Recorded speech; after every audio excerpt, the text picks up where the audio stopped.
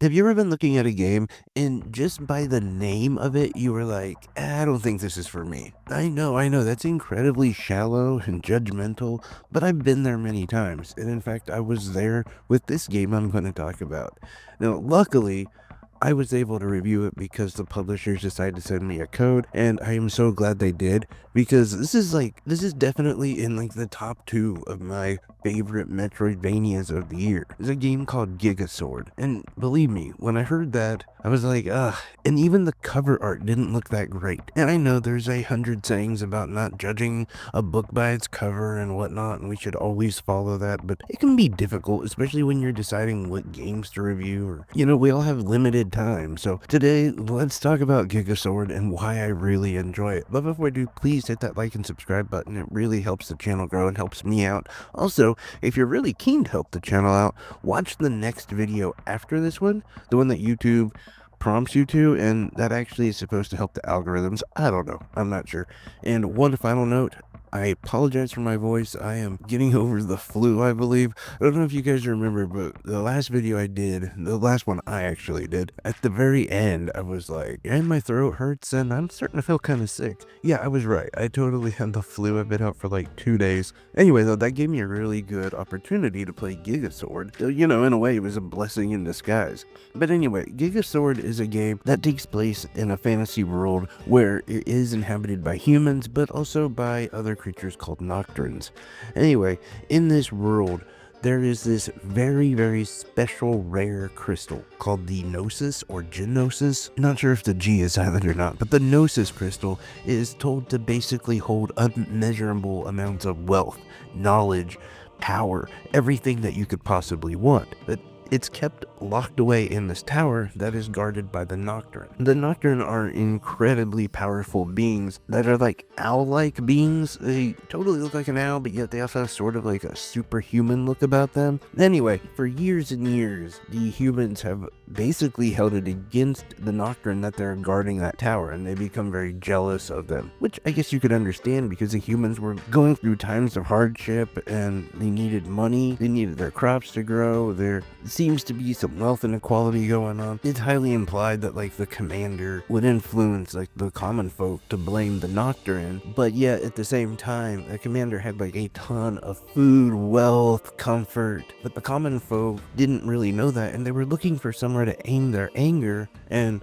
the commander would turn that anger towards the Nocturne. So the common folk had like a real fear of the Nocturne. Well, one day a little boy named Ezra is out in the forest looking for fruit, when all of a sudden he's attacked by a pack of wolves. Everything looked very bleak, looked like he was about to die, when a Nocturne jumped down in the way and took care of the wolves, and then brought the boy back to his home, kind of took care of him as well. And over the years, Ezra and the Nocturne by the name of Omari built a really strong relationship. In fact, Omari would come visit Ezra a lot and bring him food and, just kind of chill out. Ezra was a little bit of an outsider and kind of seemed as useless. A lot of people kind of picked on him without picking on him. Like he wasn't even worth it to pick on. Kind of one of those guys. Well, one evening, Omari and Ezra are talking, and Omari is like, hey, I'm going to talk to the other Nocturne, and I'm going to bring you to the tower. I think this is where your place is. They're going to accept you just as much as I do. We're all going to talk. But before that has the opportunity to take place, that morning, the tower is ransacked, raided by Commander Years and over 1,000 troops from the village. Fearing the worst, Ezra runs to the tower. Along the way, he finds countless numbers of bodies, and unfortunately, he finds Omari, who is gravely injured. Omari tells Ezra that the humans had picked the perfect time to ambush them, and as soon as Commander Years got his hands on the Gnosis crystal, all hell broke loose. It was pretty much over because the humans began to mutate. You see, one of the main reasons why the Nocturne were protecting anyone from touching this crystal is because it does offer you just endless amounts of power, but unfortunately for humans, it will corrupt. and end up turning them into their purest form, which is, for the most part, greedy, selfish a-holes. Okay, so they never actually say a-holes, but I kind of made that up. But it does actually physically mutate humans as well, turning them into like demon creatures. And with some of them, some of the really, really corrupt individuals, it turns them into like super beasts. And so with their newfound power, the humans had no problem taking down the ambushed Nocturne. This is where Omari tells Ezra, you gotta pick up my sword, you have to save the world. If you allow your control and power to go unchecked, it will spell the end of civilization. So Ezra decides to follow through. It was his dying buddy's last wish. But what I really liked about the game is that Ezra doesn't just follow through with it. I mean, he does, but he doesn't commit completely. In fact, early on, he even talks about like not wanting to live anymore and like what's the point? Basically falling into that like loser mentality that he's useless and can't do anything. There is a ton of like dialogue and inner dialogue and storytelling that is so much more superior than a lot of Metroidvanias, and that's one of the things that just really jumped out to me about this game. Not to mention, I do like this mechanic in the game where you can't always take your sword with you. Like, it's so big, Ezra can't jump as high without it, and so sometimes you have to leave your sword to get to other places, and this involves many puzzles, and that sword being obviously like an incredibly important part of your combat, but at times you have to figure out how to bring the sword to where you're at because you couldn't jump with it or something, and it just adds this other element of the gameplay with Ezra. You see, like with the sword, he's kind of slow. Now he does major damage with that sword, but you're not going to get a lot of hack and slash, like fast-paced combat out of him. But without the sword, he's actually really agile and a lot quicker.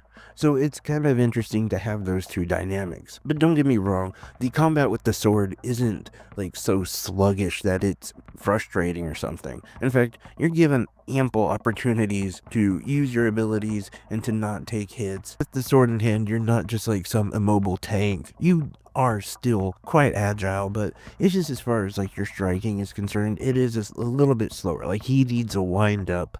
But that also changes as the game goes on because you're able to upgrade your sword and you're able to add different abilities as well as even develop magic. I will say this, however, I do wonder if it'll be a little bit controversial because the game isn't that difficult, at least early on.